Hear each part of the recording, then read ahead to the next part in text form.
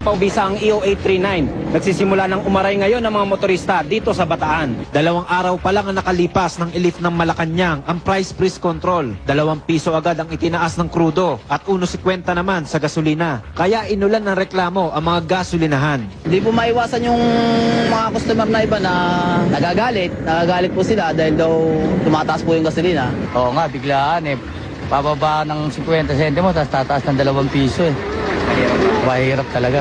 Maging ang mga tricycle driver sa Balanga, nabibigatan sa pagtaas ng presyo. Wala na daw silang maiuwi para sa kanilang pamilya. Ang mga oil companies na lang daw ang pinakikita nila. Eh, salib na yung papiso-pisong mahigit na naidagdag. Salib na mapunta sa kita, napupunta pa rin sa gasolina eh.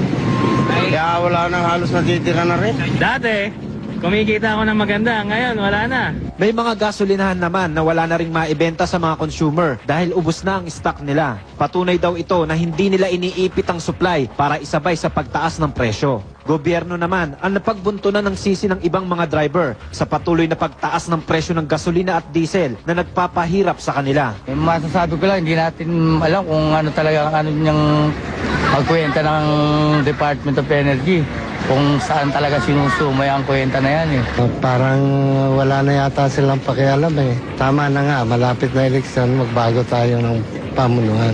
Ayon pa sa may-ari ng mga gasolinahan dito sa Bataan, asahan na raw ang patuloy na pagtaas ng presyo ng produktong petrolyo.